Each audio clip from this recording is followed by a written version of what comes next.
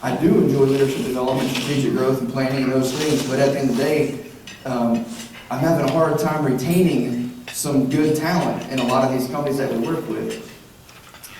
And it sounds a little bit like this. Hey, Dwayne, I've enjoyed working here, and it's been fun, and I'm interviewing the one that exit interview, just kind of see what's happening. And ultimately, I hear the same thing. It's one of two things. One, I've hit my ceiling in this firm, or two, I just got off the project from hell. Anybody ever been on that project? Apparently it's frequent, but I hear this all the time. It's this project from hell, and I start digging into it because, you know, I grew up in construction, worked for a design build firm out of the Kansas City area, and spent a lot of time, you know, around the construction process, literally since I was 14, and fourth generation contractor. And what I started to realize was that it never really was about the materials or the weather or even most of the time the budget.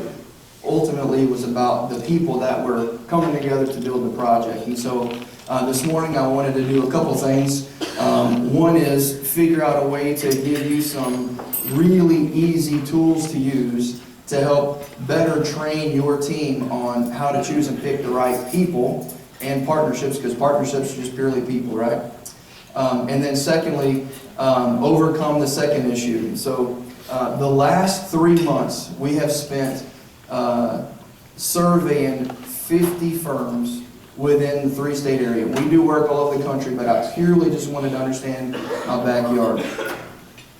And what we were trying to understand was what leaders perceive to be their biggest challenge over the next 5 years.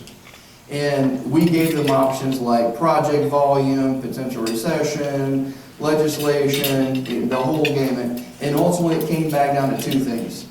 The number one challenge and barrier to growth is people and leadership. And so hopefully today through the conversation, got about 90 minutes or so, we're able to talk through just some fundamental things to help you make better choices on how to teach people to choose partnerships, but maybe more importantly, to help develop leadership within your firm. So, this literally happened yesterday. Hopefully I get this clicker right. This literally happened yesterday. And I'm sitting there presenting this information back to a contractor. And I felt like I had to bring it to you. So there's a concept that we've been working on. You may have seen it in some of the social media stuff that we're doing. Is this whole concept of projectship versus leadership. And so, side note, I grew up in a small town called Sour Lake. Anybody ever heard of Sour Lake? Come on now. There's like 800 people there. She's nodding yes, right? So Sour Lake is a small town just outside the Houston area. It's an old town. It's the first oil field in Texaco. All right? So I got an education there, which gives me the right to misspell and make words up. This is one of those words, right? But it's the concept of projectship. And it's the whole concept around the fact that we have two options. One, we have the option to lead projects, or the other option is to lead people. And the way I like to say it is projectship is building projects around using people, versus leadership is building people through great projects. And quite frankly, I think that's something that we need to consider this morning as we're talking through the conversation, is how do we take every single opportunity to build a building as an opportunity to build the greatness inside the people around you, right? How do we use the opportunity of building a building in order to develop leaders within your firm? Leadership is the #1 barrier to growth in most firms. I was in a firm just down the street 2 weeks ago, and they said to me, Dwayne, we've grown 35-40% over the last 4 years, and we're excited about it. We need to stop growing. I said, okay, well, why? Because we don't have any leadership. So, okay, what do you mean? He said, we've been so busy the last 4 years that we haven't taken the time to prepare enough people to make tough decisions on projects or partnerships or hiring, or there's a long list, right? And it's something that we really need to focus on. So how can we use the next couple of days to really take in some tools and some thoughts on how to build leaders? And it's not just my opinion. This is what happened yesterday. We surveyed somewhere between 6,000 and 8,000 architects, engineers, contractors, or owners in the U.S. every year. Every year.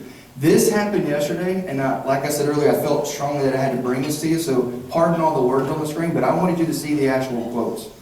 These are 2 responses that we got from a survey that we did for a construction company, and this is feedback from their clients. Question 3 asks, are there any needs that you have that are not being served or being served poorly by X construction company or other contracting professionals? And what we're doing there is kind of digging for needs, like what else can we help you with?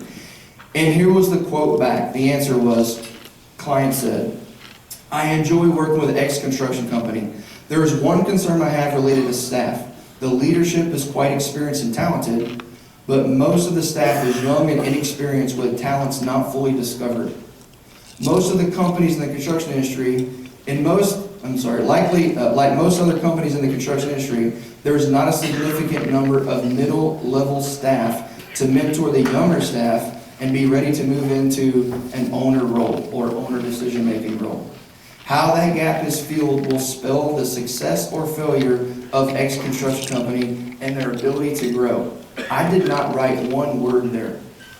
That is literally from the quote that we pulled off the survey from a client yesterday who has hired a contractor. There are a lot of heads nodding in the room, right? Thank the Lord we've had a bunch of great years in a row. Seriously, right? Through that process, we've been so slammed and busy, focused on delivering awesome projects, we just haven't taken the time. And a lot of people are seeing it. I'll be willing to bet you that everybody in the room, for the most part, probably agrees with that. Here's the next one. This is from a separate owner, kind of like this one. Question 2, what changes would X have to make in order for you to give them a higher rating? So we asked them the previous question to rate how likely are they to refer this construction company. And the next question, which is here, what would they have to do to increase that rating? Have better subs or do more work in-house? I don't think that needs any more explanation. Again, going back to choosing partners, right? At the end of the day, if you're prime or if you're a part of a project, you might have 10 or 11 or 20 or 50 great people on a team, but one bad choice in picking a partnership, and this becomes an answer from an owner, right? So to follow up, to reinforce that client's point, he or she says in question, are there any needs that you have that are not being served or being served poorly by X construction or other contracting professionals? Second quote from the same person. Some of the subs provide poor quality work, right? They're just making sure that we, people reading the survey, understand their point. But they're saying it a couple different ways, right? And so the whole point is that as we are taking on new opportunities, as we're looking at projects, as we're making tough decisions on actually saying no to a project because we don't have the capacity, or as we're trying to choose teams and people to come together and build a project, or if we're trying to get chosen for a project, we have to get a whole lot more sophisticated on how we can teach people the gut. I hear this all the time. A frustrated employee says, well, Mr. So-and-so's gut was wrong this time, wasn't it? I'm like, well, what do you mean? Well, he's always saying that nobody can make this decision but him because it's a gut feeling. Right? And so I'm saying, well, I'm sure it's more logistical and logical than that. He's like, no, it's gut feel. That's all I say. And the truth is that most decisions on partnerships and projects are made by a very select few people inside of a company.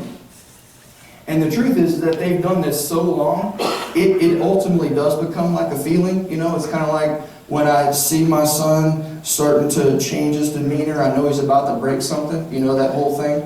It's the same thing about this feeling that owners have about choosing partners or projects or owners. But the reality is that there are some very specific things that go through your mind in a nanosecond that you've gone through so many times, it literally becomes an easy feeling. And so what I want to do is help equip you to train and pass some of that off in order to increase some leaders and make the right decisions.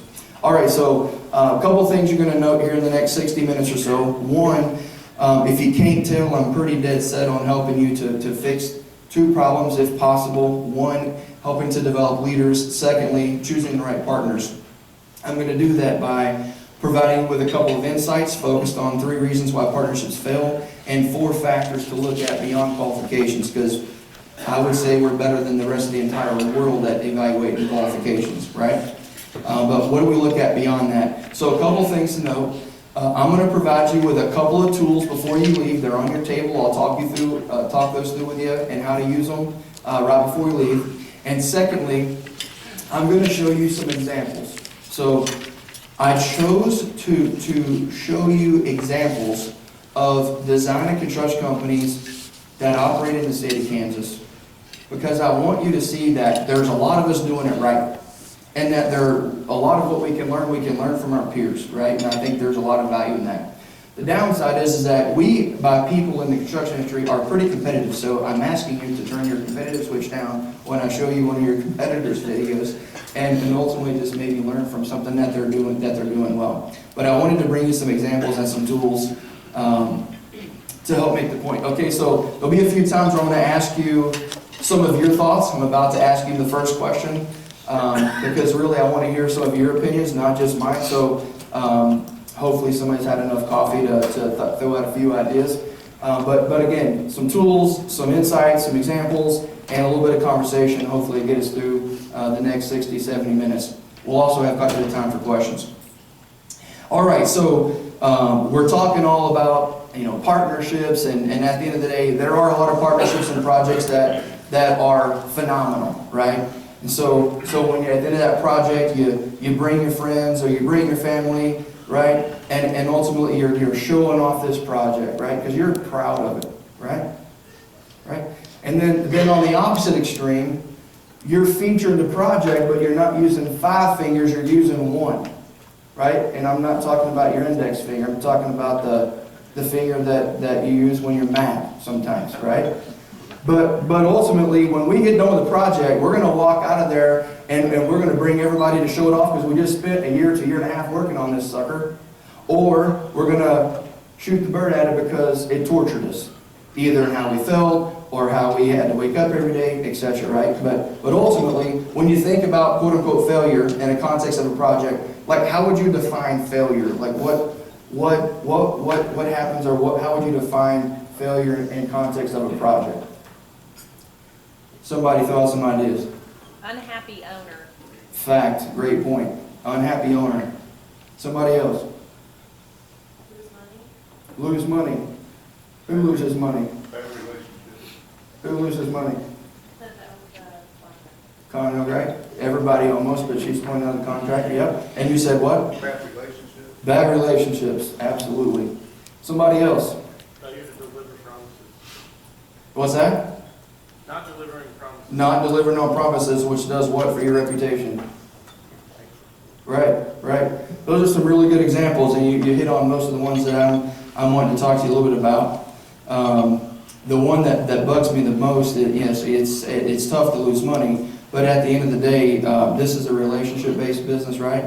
And what you are providing to someone is ultimately the trust to build what it is they're buying from you, which will likely be the most expensive, largest thing that any human being could ever purchase, which is a construction project, right? So a couple of things that really stick out to us when we're trying to understand what happens and how people feel around the failures of a project and partnership. So you hit on it. Frustrated employees, tarnished relationships, trust is replaced with anger or fear or frustration, poor quality, right? And also litigation, right? And I feel like for the most part, it seems like we've done a lot better with preventing litigation for the last maybe 10 or 12 years. In the late 90s, it seemed like attorneys were the only ones making money on construction projects. It seems like we've done a lot better job of cleaning that up. But at the end of the day, these are some significant losses or failures around projects, mostly because of the relationships and partnerships that we build in delivering to them. The thing that I think people have a really hard time understanding is walking away from a great construction project or a bad construction project, kind of like walking away from a great steakhouse or a bad steakhouse, right? It's oftentimes that last bite. You know that last bite of steak that you get? It's either kind of like a little spicy and charred, a little crunchy, and it's just, oh, so good. Or you just happen to grab some gristle. You know what I'm talking about? And a lot of times it's not always about things going wrong. It's oftentimes about how we handle them, right? And how we handle them really is what brings out the character and the right person there. All right, so a couple things that I want to focus on to hopefully prevent in terms of choosing partnerships and teams that fail. I'm going to hit on three things. This first thing I'm going to sit on for a few minutes. So let's look at a couple of key things on why partnerships and why partners were chosen. So why partnerships fail. First one was like Captain Obvious, no-brainer. The wrong partners were chosen. So let's look at that for just a minute. So what I try to do here is create a diagram for you that shows what I believe to be the go, no-go factors that nearly every contractor, architect, or engineer, or specialty trade company uses for the most part. And we've worked with 500 or 600 firms the last 20 years, and I see these consistently used. So I'm going to talk you through them, and then I'm going to give you how well I think we're doing as an industry in terms of a grade on evaluating these factors. The key point I want to make here is that these are important, but we're not seeing the whole picture about looking at these pieces. So one of the factors that we're really good at analyzing is does this partner have a good reputation? So based on what you've heard about them, based on what you know, which is typically someone else's opinion, or maybe it's an experience a long time ago, what's the reputation? And we're really good as an industry on looking at and evaluating someone's reputation. Secondly, project delivery methods. There are all kinds of project delivery methods for the most part now. Who leads them, what they look like, how they work. For the most part, we're educated on that as an industry, and we're really good at choosing which ones work best for our firms and people and which ones we don't. Understanding the experience level of a firm or a potential partner and evaluating that. We do a pretty good job, although I will tell you, some firms are getting really good at hiding or making that up in some ways as they start to expand into new industry sectors or project types. We're also pretty good at looking at the industry expertise, and you'll see a big trend that's been happening in the country and mainly in the Midwest as well, where firms are really getting niched into certain industry sectors or project types and really starting to hone in and have competitive advantage around that industry expertise or some unique technical expertise, right? So owners and the industry and society is kind of demanding that new technical expertise to emerge and push that. But we're really good at evaluating that as well. Process is something I gave us a yellow on as industry. And the reason is in general, I think when we're analyzing if someone is a great partner, we assume almost too much about how another organization works and delivers a project. There's a lot of assumptions there. The other side of the coin is that most companies don't do a good job of communicating the process that they go through. So they're offering it on a project, and all of a sudden what they've always done isn't what this group wants to do, and so there's a little bit of a conflict and confusion there. But understanding that is something that we can improve on here. Geographic reach, we're pretty good at realizing, does this company have the ability to do work that far out or that far away and deliver a strong quality project.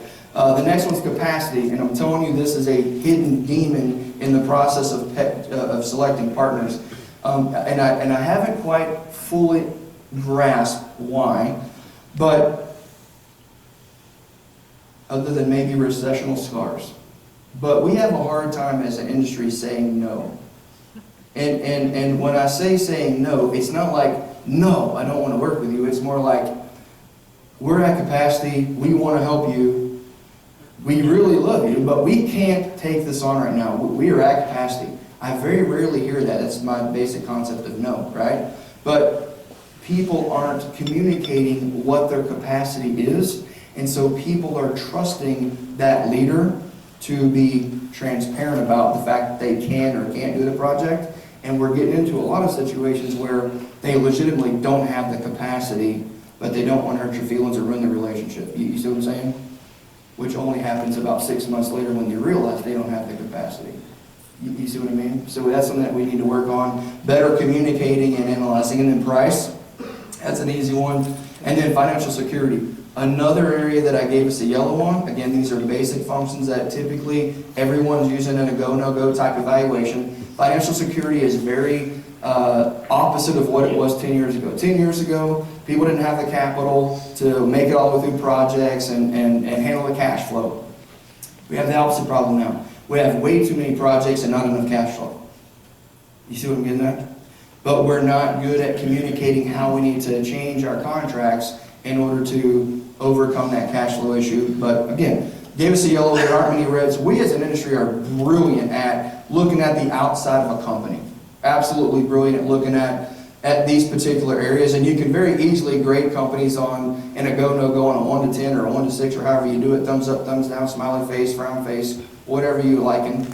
But at the end of the day, these are typically what we use, but we're not seeing the whole picture. The second reason why partnerships or teams fail is a lack of vision. And I absolutely love the impact that millennials have had on our industry because they have forced some of the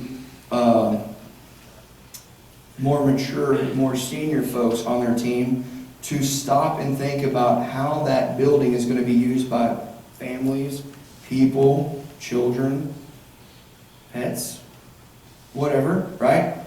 But in the process of this younger generation who deeply wants to engage with what they do on a daily basis, that they want to do what they love and love what they do, they have maybe reminded us how important it is to get clear on why this building's put in place and how it's going to affect people and the impact that it's going to have on a community.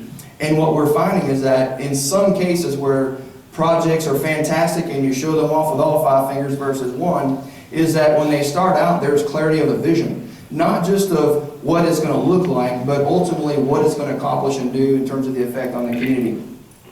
One of the reasons why they fail is that through the process of the entire process, they lose track of that bigger picture, right? So the further we get along, the more problems that we're running into, which is natural, it's expected. There's a million decisions in a construction project. Not all of them are going to be right, not all of them are going to be agreed upon, right? Everybody agrees with that. But we start to lose track of that bigger picture as that project goes on. We start focusing on how decisions affect me versus the team, the owner, or the user, right? Because after about 10 or 15 or 20 points of confrontation, we start to build a little bit of a callus or shorter fuse with our team.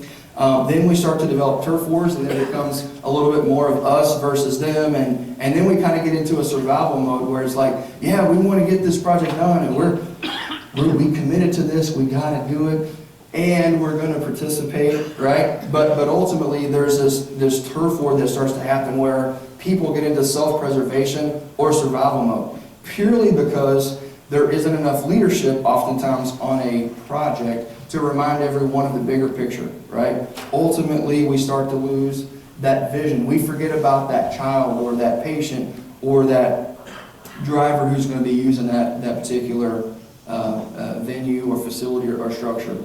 So another factor on why partners and teams fail is lack of vision. And the third one is way out in left field. It's one that probably isn't mentioned very often when we are interviewing teams or organizations or owners trying to understand why something worked great or why something didn't go well. And it's the whole concept of defining our principles. And I realize that this can be I'm going to roll my eyes so far in the back of my head thought that I don't even want to hear you for this. But here's the thing. At the end of the day, how we act, how we treat people, and how we communicate stems back to one thing. It stems back to what we really believe.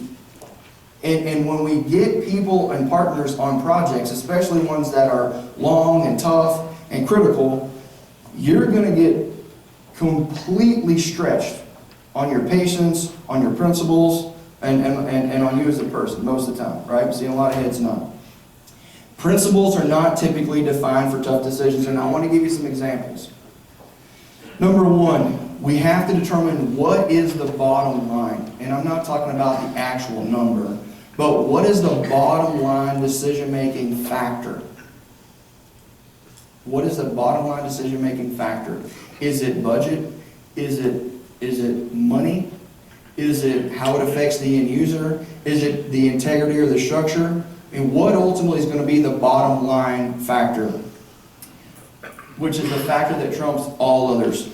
Who makes the call, right? So, the prime, they're going to make the call. That's not true. Collectively, you have to make the call on what that bottom line factor is. And lastly, who is impacted the most? I was doing a facilitation about 3 weeks ago, just after Christmas, with several companies that come together. And two of the companies, we were doing a debrief on a project, and two of the companies said, hey, look, we can't do these projects with you guys anymore. We've been doing it for 7 years. I guarantee you know the names of these companies. They're in Kansas. And the architect and the engineer said, we can no longer be a part of this team. We can't afford it anymore. And they said, by the time we got to the end of the project, the fee was, what was left was so low, it's not worth it. And they literally said, we have already met on this and we've agreed just to split the pot that's left. I mean, that's not normal, right? It's kind of cool that you have two design partners that are willing to do that. But at the end of the day, they made the decision to split the pot, right? Which I think is pretty interesting. But ultimately, we have to define who's going to be impacted the most and what the critical factor is for making those tough decisions. And again, it boils down to, well, are you going to make the tough decision and you know everybody else is going to lose money? Is there a mutual win-win? Are we going to not make that change order because it's only going to affect the energy of the building, or what those factors are? But we have to make sure that principles are defined for those tough decisions. All right, so I've spent quite a bit of time talking through why partnerships and teams fail, which frankly is not the most exciting part of the presentation, but I think it's really important to acknowledge of what's causing some of the issues that we're dealing with, that's causing a lot of the frustration and people shooting into burning buildings, right? So I wanted to hit on that a little bit. More importantly, let's spend some time on 4 factors to look at beyond qualifications so that we can prevent those types of issues as you move into new projects. So again, I showed this to you a while ago. These are the factors that we look at, and I gave you a grade, I gave industry a grade, but at the end of the day, we have to understand the core of an organization. What we're looking at on the screen is basically the bark of the tree, right? So when you're looking at the bark, I lost a big tree in my yard a few weeks ago in that big snowstorm. And I gotta tell you, I was frustrated. I look at the tree, I'm like, man, it's healthy, no limbs were dead, it looks great, right? Toppled over because it was too heavy with snow, and looked at the root system, and there's literally almost no root system left. It's somehow, I'm not a tree guy, I do like trees, but somehow the roots had vanished. I don't know how to explain it, just a miracle, I guess. But anyway, we lose this tree. But in the context of a partnership, that's just the outside of a company.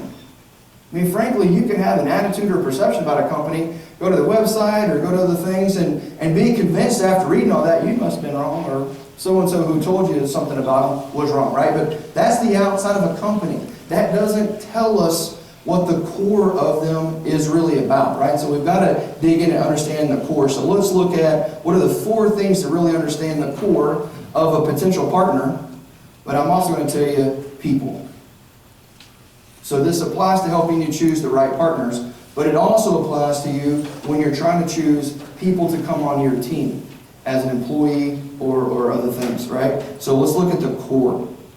All right, so the first thing that we want to look at when we're looking at the core of the organization is, what is the culture like? What are the people like? That is not something you can read on a website, right? So because we've got into this high-paced, high-volume environment in the economy, again, thank God, we're in a good time right now, things are great, but it's causing us to not spend enough time on our intel, not spending enough time the old-fashioned way, which is actually going and meeting with people, right? We're spending a lot of time on social media and on our phones and getting opinions, but this is one of those factors where you have to go to their business. So when you're looking at that core, what's their culture like? What are their people like? How do they act? So a couple things that you want to look for. Number 1, what do they talk about? So in context, you're thinking about using this potential sub, and they are a substantial part of your team. You've worked with them a little bit in the past, but you're not really sure if they're a good fit or not. You've made the decision that they pretty much passed the exterior test.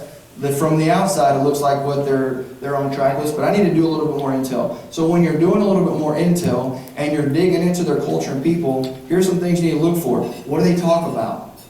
Seriously. Do they talk about projects?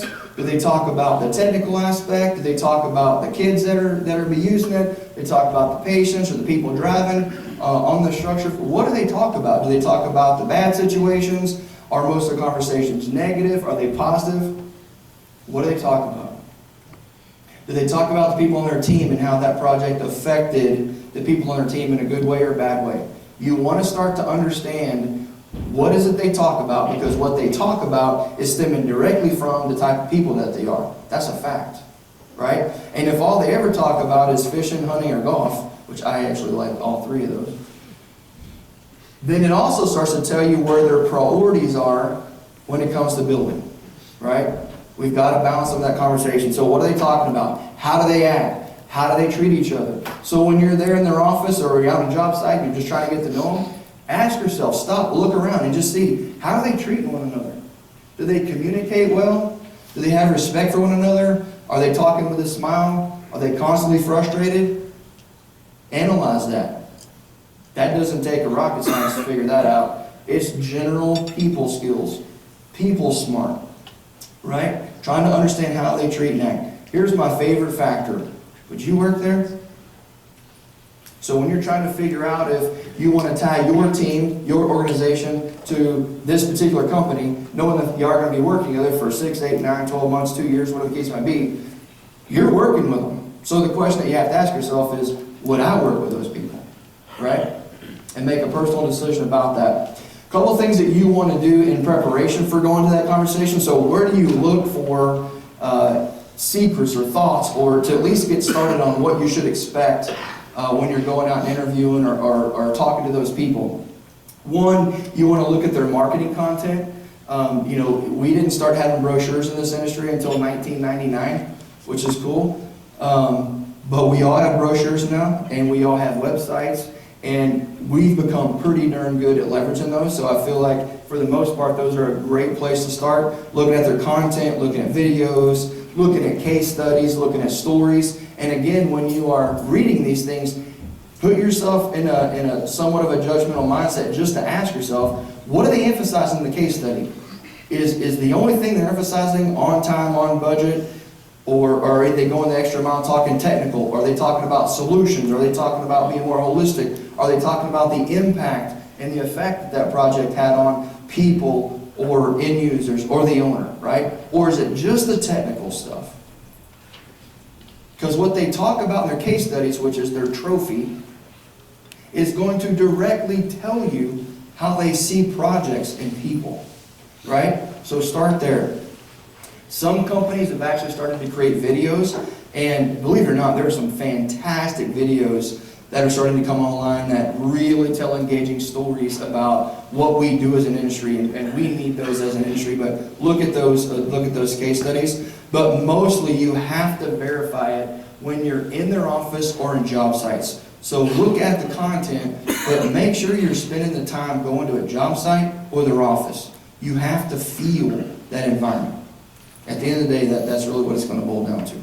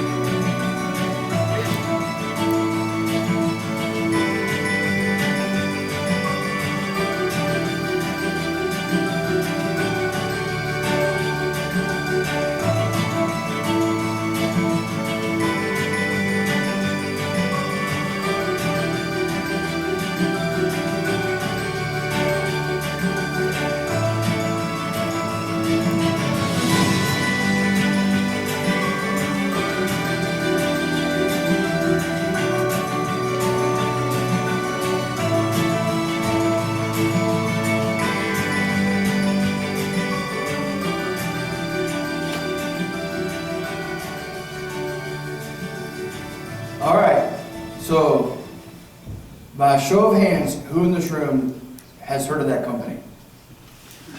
Duh, right? Thank you. So I'm asking you to think this through for a second. Now, who in the room has seen this video? 6 of you, right? 7 maybe? Okay. Who in the room, not a show of hands, but not a show of hands, who in the room can say to themselves that that video is exactly what you know of J.E. Dunn? Don't show of hands, right? So I'm asking you to ask yourself a very objective question. Is what you know of J.E. Dunn and their culture accurate as it stands today? And if so, why would they produce a video like that that they send out to the entire world? Let me say it differently. If that's not who J.E. Dunn either is or is working really hard to be, why would they send that out? My assumption is that that's not what most of you know about J.E. Dunn, right? But when we're trying to make a decision about a potential partner, we have to look at 3 things. What do we historically know about this organization? What is my attitude about this organization? And is my past experience aligned with what I know the experience would be like today, right? And in the process of working with J.E. Dunn through our process, one of the things that we uncovered was that there's an emerging heart within J.E. Dunn that has come up through the ranks, through the younger groups, right? And that at the end of the day, that heart represents a much larger, significant portion or percentage of the company than it has in the past. They've gone through leadership change, a lot of changes there, okay? The whole point is that what someone once was isn't what they are now. And if you're trying to make a decision on a potential partner, you have to put what you know, what you feel, and what's objectively going to be today's experience on the line and weigh it. Because there are some companies who are getting chosen often because they say and do the right things. There are some companies who aren't getting chosen very often because of what a leader or how someone acted in the past. That is a legitimately solid business partner to pursue. It's your job to figure that out. It is tough.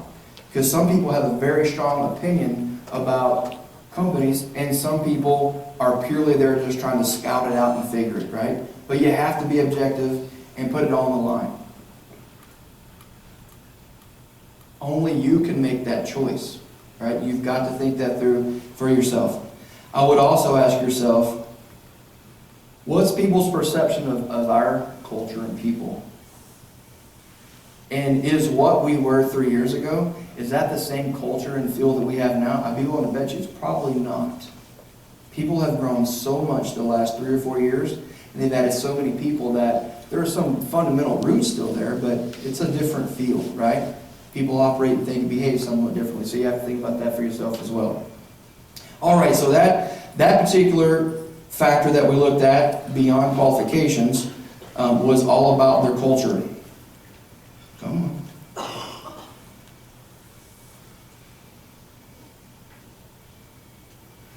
The next one that we want to look at is vision.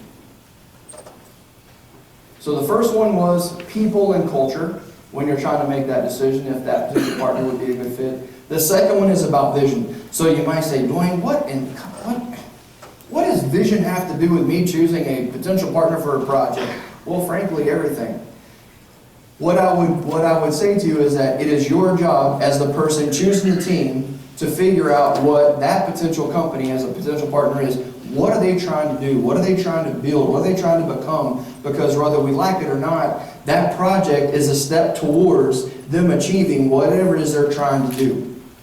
So here's something that I would encourage you to use if you're choosing a girlfriend, a boyfriend, a business partner, or an employee.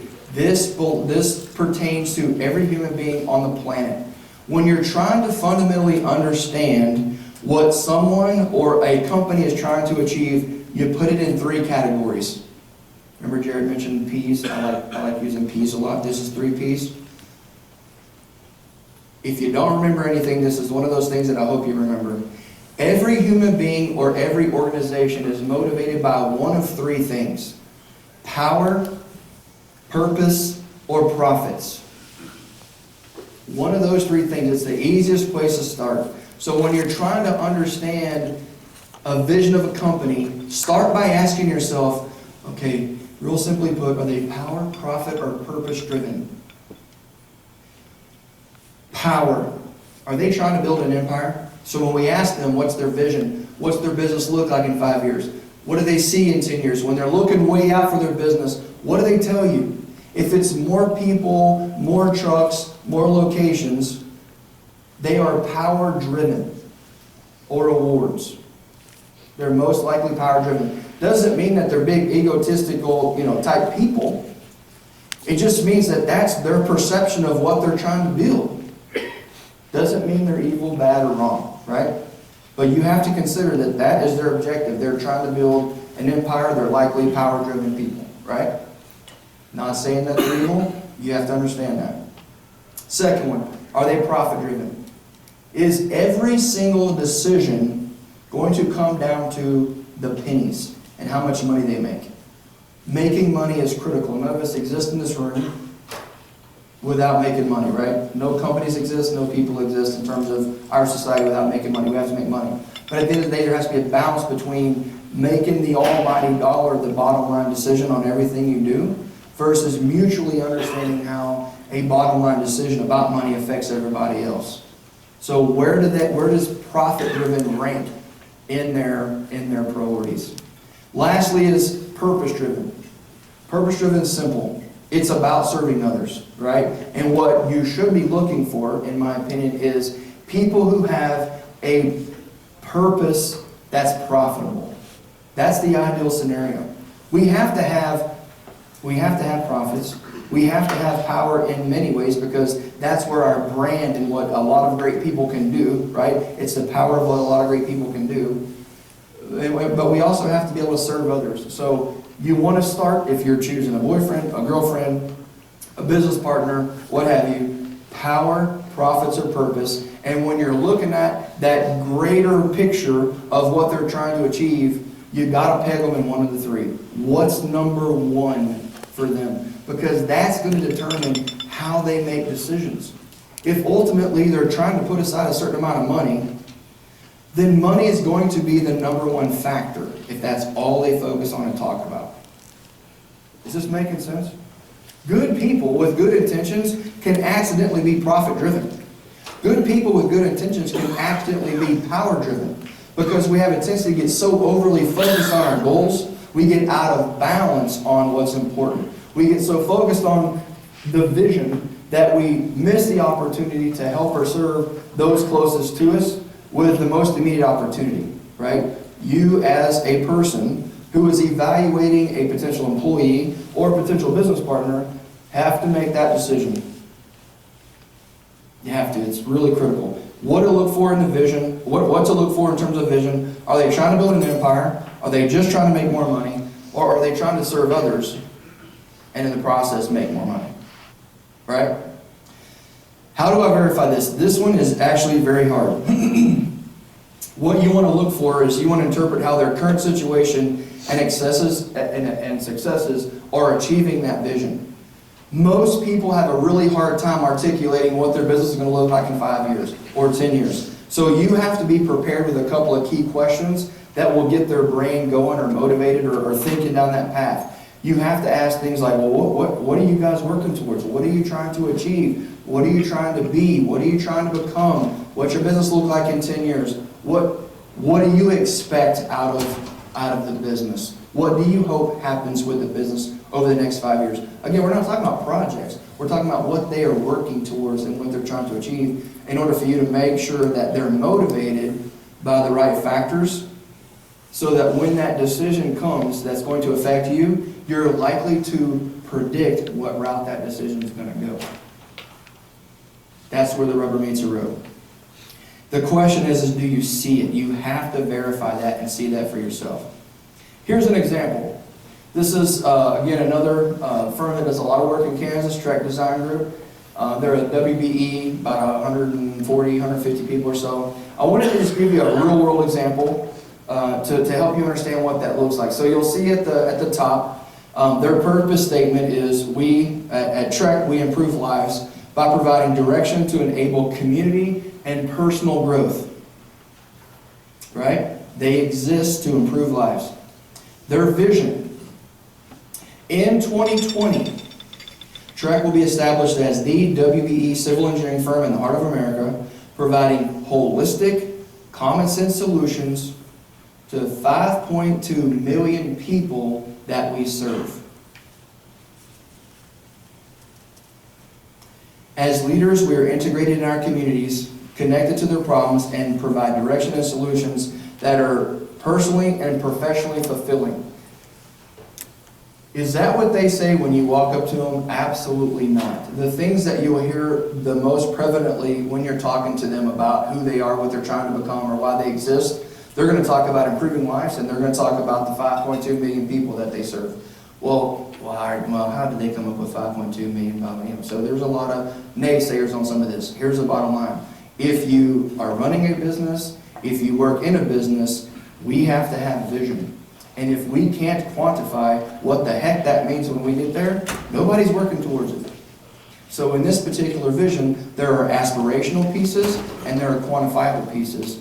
So when you're looking at a potential company like this, you have to understand what it is they're trying to accomplish. You have to understand, do you agree with it? Because you're going to be a part of it if you choose to work with them. But most importantly, you have to see if it's real. Is this really what they mean? Did some consultant come in and work with the owners and come up with some blah, blah, blah, right? Or is this really what they're trying to accomplish, right? So I would say to you that this is easy to test in a lot of ways, because if they're saying it in public in one area, it should be said in public in a lot of areas. A couple of things to do some snooping around on. I absolutely love social media, all right? I'm not the guy that is posting pictures of me in bathing suits on boats, although I wish I could, but I don't, right? It doesn't do anything for my reputation. It does a joke. But I love social media because people don't control themselves when it comes to posting things. So when you are, hopefully I didn't hit any sore spots. But when you're trying to really uncover what is a company all about, what are they actually trying to do, when you're trying to verify vision, go to their social media. Typically, it's not regulated, right? Go to their social media, find out what people are talking about. Most of the time, the social media posts are not done by the owners. It's done by somebody else, and they're rattling something off. Hopefully, it's in alignment and proving the previous message points that they've made, their purpose and vision. So I took a risk and went to social media, and I tried to pull some examples out for Trek. Part of me was, man, this is my client, and if I say that they do this and they don't, I'm going to look like an idiot. But frankly, that was my initial thought. Fortunately, when I got there, I was relieved. So here's what happened. Pull up social media. First thing I went to was a top blogger post, and two things emerged immediately. Number one is this picture of kids, right? And this was a story about bring your kids to work day, right? And it's a picture and a story on what they do that every single day that creates a fulfilling life, which is also mentioned in the purpose statement. You can go online and read this, by the way. But it's a bold example of exactly how they perceive work to be. That work should be fulfilling, right? So, okay, check. I'm seeing that consistently. The other story on the right took me completely out of context, took me completely out of my comfort zone. So I'm going there to verify their vision, which I read on their website on a video, and I get to this story, and I got to tell you, I completely snapped out of what I was doing. I get in this story, and this is a CAD tech, young lady engineer who's working on a project, CAD tech engineer. And this story, this blog post, is about how she's taken on one of the first projects that on her own, right? And it's a sidewalk project. And in her blog post, she goes to talk about how she was frustrated because it was just a sidewalk project, and she has all these aspirations in her career to these big projects. And I didn't want to say, hey, you're 28, you're going to get there. But she starts to talk about how she was in this project, couldn't get anywhere with it, was frustrated, and decided to go out to the city where this particular project was going to be put in place. And she says, I was sitting there at a bus stop frustrated, and this older man came up in a wheelchair and started talking to her about how pissed off he was about this intersection, and he's handicapped, and how he can't push his wheelchair. Just had no idea who this young lady was, right? And she goes on to say that she felt guilty because she didn't realize the impact that this project that she didn't really want was actually going to have on real people. She says that, right? She's an engineer. She wasn't trained in PR. She's not a trained writer. That's just coming from the heart, right? My point is when someone says to you what they're trying to accomplish, when you're trying to evaluate that partner to see what it is they're really trying to accomplish, become, do, or be, you've got to look for proof. And social media is about the easiest thing to find the truth on before you go actually visit their office place. It is utterly believable what people post on around their company brands. The Me Too movement, just go look at some of the hot movements right now and look at how people are posting things about their opinions on movements or about social topics around their brand. It'll tell you really quickly where they stand and if you align with them. But you have to find proof. Social media is an easy and kind of entertaining one to check that out. All right, looking at the next thing. So again, when we're looking at that core of a company, when we're digging into what a company is truly all about, outside of what just the bark tells us or what it looks like on the outside, we're looking at culture and people, we're looking at their vision, and nextly we're going to look at their principles. And again, I hit on this just a little bit earlier, but principles in our industry for the most part is apparently some form of wallpaper. It's amazing to me when we go in and we survey companies to try to get to understand them and interpret who they are and help them to get clear on their true north and direction. What we find is almost never aligned with the words on the wallpaper, right? You know what I'm talking about? So when you open up the door and oh man, this is a nice foyer, and oh look, there's the wallpaper, some core values on the wall, right? Core values should be more than wallpaper. Core values are mission critical to helping you choose a partner or people. The problem is that most people, I would really like to do this as a fun study, most companies have very, very similar values. And they're not necessarily values that pertain to that company, they're values that pertain to being American, right? Integrity, communication, right? Is integrity important? Absolutely. How you define integrity important? Absolutely. Is communication important? Yes. But how does integrity and communication separate you or your firm from anybody else? It doesn't. At all. Right? So if we're trying to figure out who's a good fit for our team, or if we're trying to make a decision on someone else's team, we have to look at their beliefs, which are their core principles. And here's the deal. We spend all this time and effort as leaders trying to put processes and systems and tools and all these expensive things in place, right? Which is the systems of our companies. But systems are worthless if we don't intercommunicate and have an interdependency and value one another as we're using those systems. Do you follow me, right? How you communicate, how you treat one another, how you respond makes those systems worthless unless your systems and your people align. What drives your behavior, your communication, and your responses is what you believe. What you believe as an organization,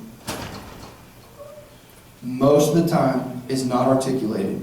But it is exactly what we use to judge people, situations, responses, partners, without articulating it, right? So the whole point here is that if you're being looked at in order to be chosen, or if you're looking at some other company to choose them, you have to dig into what their beliefs are, and it should be in the category on the wall where their values are listed. Couple things to look at. Collateral, wallpaper, case studies, those are pretty good places to look. right? But again, this is one of those things that you have to experience. You have to experience this for yourself. So here's what you really want to look for. You want to look for the unwritten proof that they actually have these as beliefs or they're living them out. If they don't have written core values or beliefs, then you have to make some assumptions, which also gets pretty scary, right? What if you're not assuming the right thing? Couple things to look for. How do they behave? How do they treat one another? What are their stories? Again, I've mentioned a few of these pieces before. Some of these unwritten variables, facts, scenarios, situations, case studies, videos, they have to support all of that. And unless a company really means what they say, they're not going to be consistent. So you're looking for that consistency. How do they behave? What are their stories? What are the rumors? One of the absolute best things you can do when you're trying to understand if this company actually lives with certain beliefs or has similar behaviors or has certain principles like you do is take a really tough, hard situation and ask them how they would handle it to see if how they respond emotionally and logically and strategically aligns with how you would handle it. That's one way. Another way to consider doing that is to point blank ask them, have they ever had a situation where X, Y, and Z happened? And what project was it? And who was the owner? And dig into those details so that you can understand that whole solution, right? You understand that whole situation. But we have to be able to confirm or disqualify the rumors that we had. So when I showed you that video of J.D. Don, or when I showed you this vision of Trek, you have initial perception, you've done research, and now you're verifying it. You have to make a decision if what you are verifying is actually the truth, right? Because we're trying to confirm or eliminate rumors. Hardest part, are they actually living it out? This isn't rocket science. Do they actually live by those things? Do they actually do those things? Right? Am I seeing it consistently told and modeled and displayed? Here's the key thing you have to realize about principles. We live in a society right now where it takes a lot of freaking courage to be a leader. It takes a lot of courage to put in writing what your firm actually believes. Because there is so much negative pressure around not being neutral at everything and not owning an opinion. But the truth is, this is design and construction. If you don't own an opinion, we're not getting anywhere with that monster project. We have to own opinions so that we're empowered to get things done without being micromanaged because we're too busy and the projects are too complex. We have to own opinions. It's hard to write down what you believe as a firm, and it's harder now than ever to be convicted about it and be vocal about it.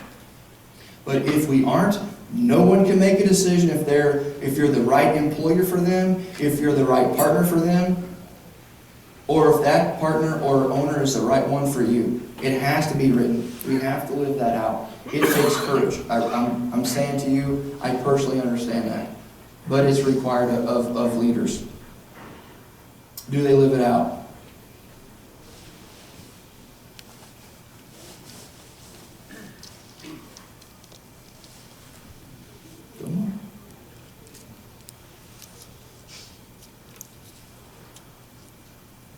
This is my favorite, okay? So, a couple things that you want to look at. Number one, are they over-promising? And I'm going to tell you, I owned a marketing firm for 11 years, and I understand what this means. But saying blatantly to everyone and on your website that everything is on time and on budget is really pushing it. Right? It's setting an expectation that is very difficult to deliver at every step, at every phase, on every project. It becomes a very difficult standard. There are better ways to communicate that you deliver, right? But you always want to verify, are they over-promising? Is it believable, and do they use words or phrases about their culture or beliefs that set them apart? Again, not having table stakes. So here's a couple of examples that I really like and wanted to point out to you. This is a company, they're actually in Oklahoma City. I found two of their principles to be Interesting. So when you're looking at them or whoever else as a potential partner, these are 2 of the 5 things that they have on their website as beliefs. So humility. CEC believes in order to appropriately serve others, which is a factor in itself. CEC believes in order to appropriately serve others, we must put their needs first. That's easy to verify when you go in their office. Building quality relationships begins with respect and is strengthened through compassion and gratitude. All right, well, you're setting a pretty high bar here, Mr. CEC. We're about to test this. So, when you walk in their office, is every single person, for the most part, walking around with some gratitude? Are they frustrated and pissy? That's an easy one, if they're living that one out, right? Are they compassionate? What examples can you find on their website of compassion? Of either how they're affecting employees, the community, a project, an owner, whatever, right? Compassion. Humility. Next one was self-control. I actually couldn't believe they put this on their website. I literally asked them, you sure you don't put it? CEC believes our success is the result of discipline, dedication, and hard work. Often the easy way is not the best way. Self-control is key to getting stuff built right. By the way, that's their purpose statement. Get stuff built right. Projects, families, and communities. So these are a bit unique, wouldn't you agree? So you got something to work with here. You're looking at a potential partner. They got very clear purpose, vision, and values on their website. They're actually something that you can use to verify if it's the truth or not. You walk into their office because you're pretty clear that they could be the best candidate for your project. And all you have to do while you're there is enjoy yourself and make sure they're not full of it. What it boils down to, they've given you what they believe in their benchmark. Go make sure that they're actually living it out. Right? That makes it really simple. If they don't have this stuff written on their website, or if they don't have this stuff published, what are you going to go on? It becomes really difficult. Well, are they like us? Right? That becomes the standard. You have to think that through. All right, so principles. Making great wallpaper. The last thing that we want to look at is purpose. And so at the core of this whole diagram, remember, the outside of the tree are all the great factors. The outside of a company are all the great factors that we as an industry are really good at evaluating, right? We're really good at evaluating that. Very objective. But it doesn't communicate the core of who an organization is, and it doesn't determine their behaviors, which is why we're on to you evaluating and understanding their culture and their people, their vision, which is what they're working towards, and ultimately their principles. What are their beliefs that guide their decision and behaviors? The ultimate factor is purpose. What is their purpose? So every single human being in the room has heard of Simon Sinek and Define Your Why and not all the TED Talks, right? Okay, so we don't need to get into that discussion. But it is your job as the person deciding on that potential partner if they have a legitimate purpose or not. And it gets back down to some P's, right? So we want to get clear and understand their purpose, which is the core reason why they exist. Here's the question. Well, Dwayne, what is purpose? What is life? What is purpose, right? So let's define that. Purpose in context of a business is the need that you get paid to serve. It's the problem that you get paid to fix, right? So when you're trying to understand why an organization exists, flat out ask them, why do you exist? What you're looking for is a need or a problem or a challenge that they're passionate about and great at fixing for people who pay them. That's really what you're looking for, not rocket science. It goes back to the 3 Ps. Start out by asking yourself, okay, now, is that response power-driven? Is it profit-driven? Or is it purpose-driven? Because a lot of people are going to go, well, we're here to make money. Right? Or, well, we're here to grow because Mr. So-and-so and Mr. So-and-so, we're going to buy them out in the next 6 years. And that's power. That's a symptom of profit. Pardon me. A symptom of profit. Or we're here to make a paycheck, right? Any of those categories are profit-driven. What you hope happens is that they legitimately tell you or give you a story about a client or a situation or need that they just got through fixing, serving, or solving, and how much they enjoyed that, how much money they made, and how much it affected the client, the end user, their team, or the community. That's really where your answer hopefully should land. Or it's what you should hear. Somewhere in that category, but it's helping you to understand that they are serving others and making a profit. Are they trying to build an empire, serve themselves for money, or serve others? Easily put. Again, how do we verify this? Verify it in their stories. Look at it through the context of their videos, their marketing material, social media. But you have to verify it in person.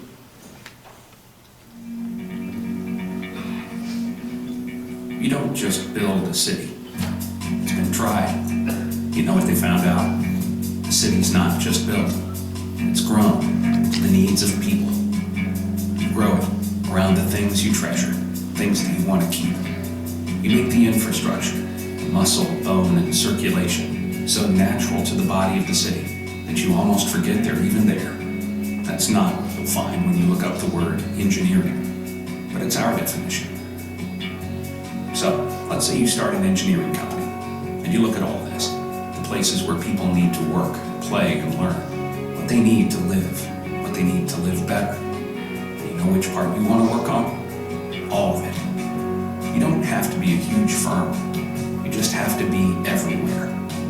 Every design you create with people in it. You want to see us? Then see the landscape. See beneath the landscape. See what it's going to become. See the necessity of light become the beauty of illumination. See the green city of the future rise from its own rubble. You look at a pipe, see a bridge. Where you look for a factory or an office building, see industry growing jobs and a community grow into its rightful place in the world. Now you're seeing what we saw when we founded our company a half-century ago, and how we see PEC. And if the only time you ever see our name is on the side of our building, that's just how we engineered it.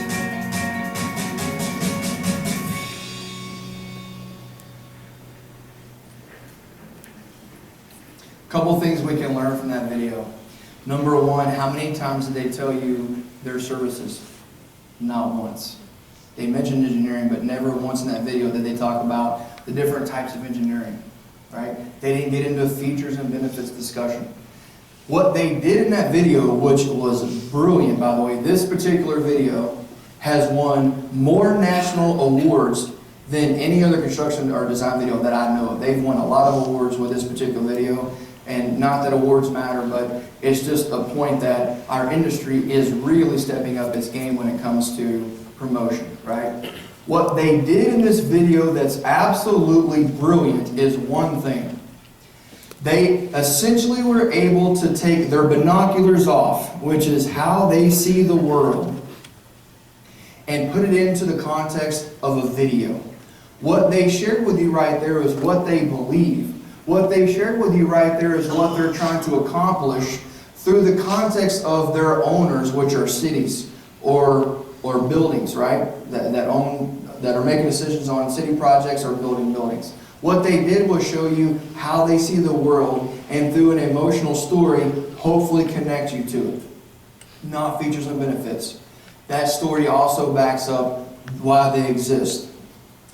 Their purpose statement is, we are PEC, a family of professionals that exist to energize communities, shape the future, and guide the way. Anybody heard of PEC? I'm assuming a lot of you. They're a Wichita-based company, do work in their surrounding states, right? When you're looking at them or anybody else as a partner, you have to figure out why they exist. Power, profit, or purpose. When you have a video and a purpose statement that is this clear, it doesn't make it hard for you to figure that out. Once you see this, now all you're asking yourself is, do they actually pull that off? Right? And the reality is it probably happens. Not every day, not with every person, but in general it probably happens. But it's your job to figure that out. It's your job to figure out if you want to align yourself and your team with them. Purpose, the deepest core of an organization. All right, so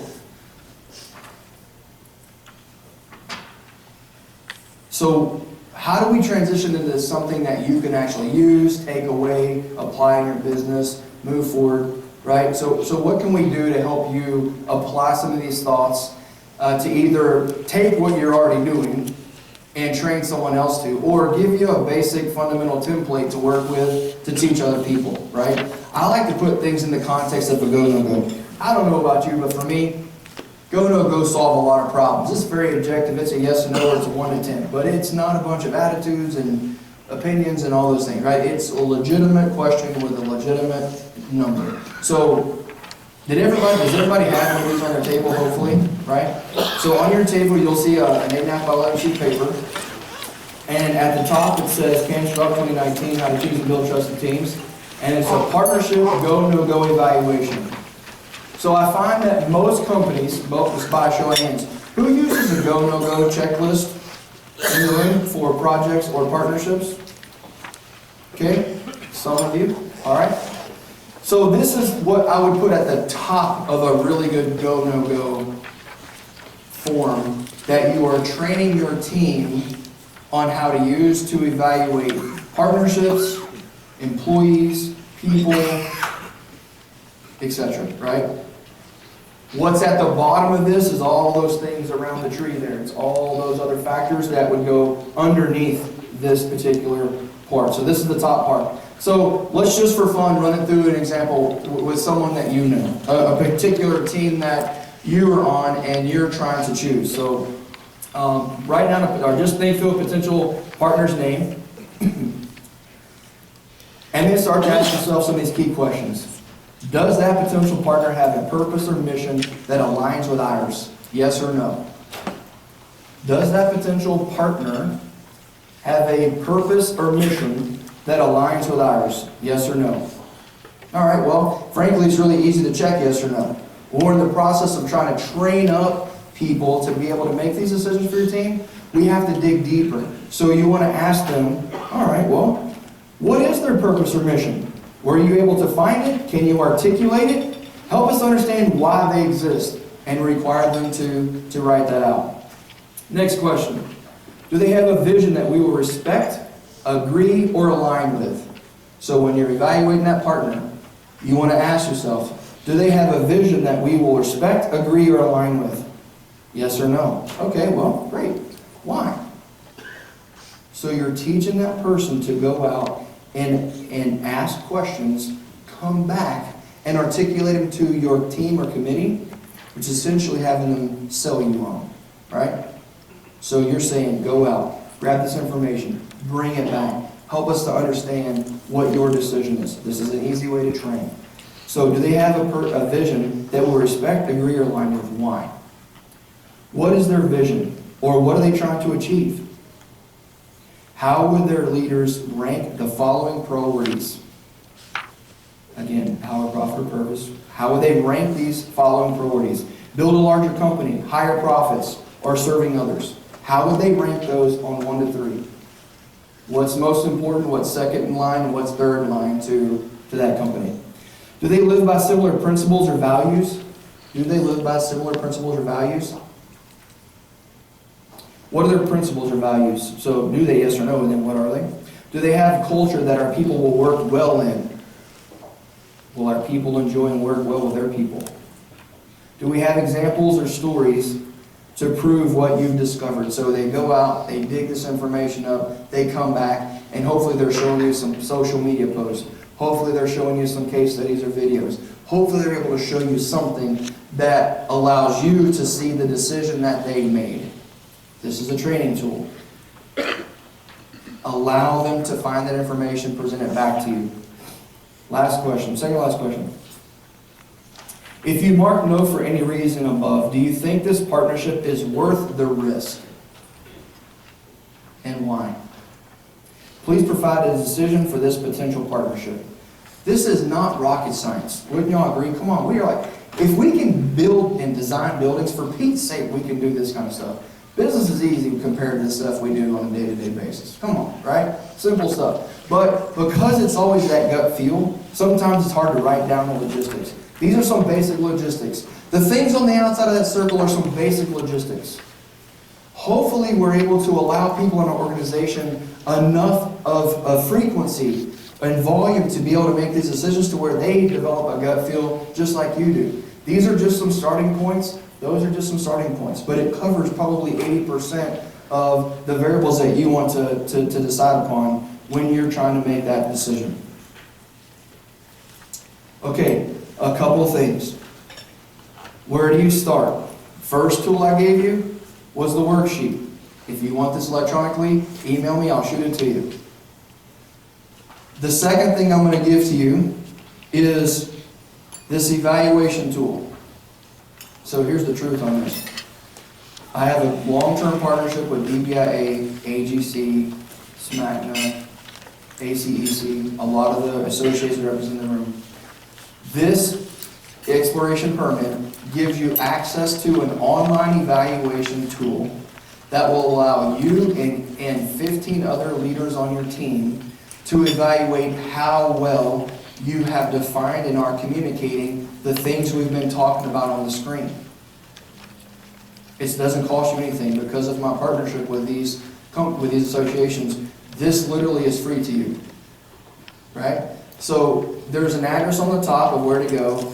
There's an access code, and it's unique, so everybody has a different number there. I sure hope you do. We have a problem if you don't. But you have a unique access code, and it will allow you to go through and grade how well your company is performing, and it'll also allow your principals or your leaders or managers to participate as well, and it will give you a dashboard that shows you how well you're performing in these areas. Please use this. This is not a gimmick. This is a legitimate benchmark tool that people use to evaluate their team and their organization.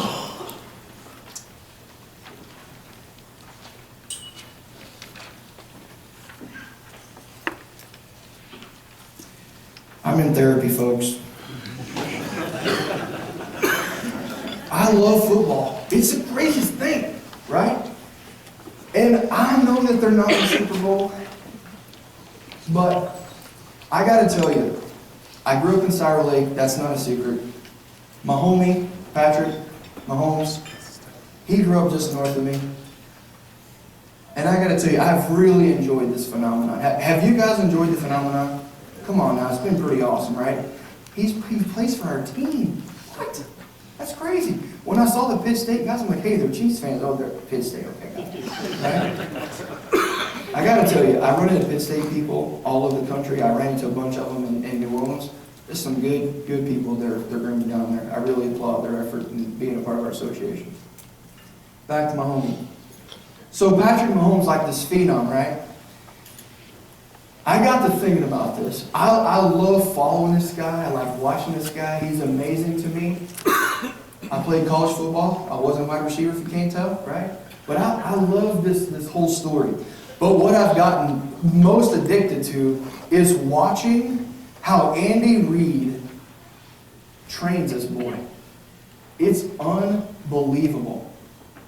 I don't know if anybody else has been watching this, but when Andy Reid is on the field on offense, he's literally standing almost in front of Mahomes. He runs the sideline. He doesn't run, you know what I'm talking about? He kind of walks a little bit. He's always, generally speaking, in front of Mahomes. But the other thing that blows me away is that man sits on the bench next to Mahomes, between every series. Have y'all noticed that? He literally is sitting there between every series. He's the only coach I've ever seen that does that consistently.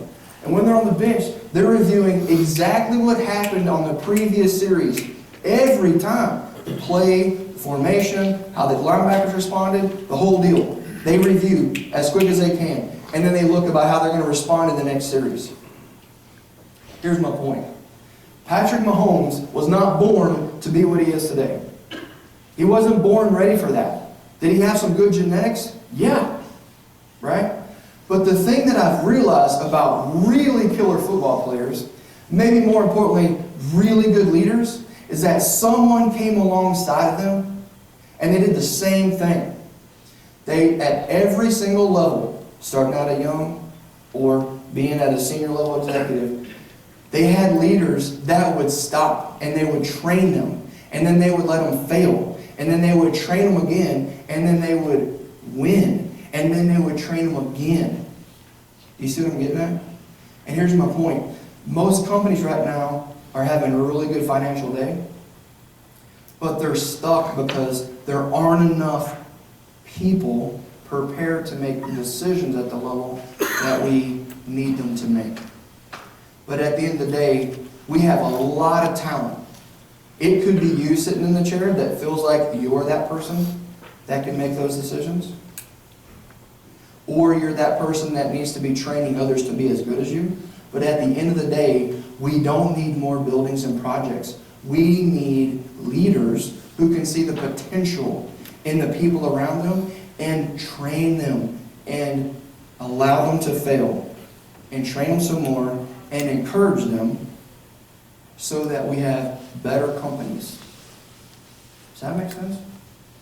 So hopefully out of the discussion, you've been able to hear some things or capture some things that you can use either to improve yourself or to take back and help improve others. Hopefully we've been able to do some of those things, because ultimately, who wants to live in a world where you're looking at a project and shooting the finger? Nobody, but that's a reality. We want to all end up with projects where we bring our family, our friends, people we don't even know, because we're so excited about that project, right? Only person that can change that is you. Taking these tools and helping to grow and develop the talent and people around you. Recruiting is a part of growth, but developing leaders within trumps recruitment. Just have to be intentional about it.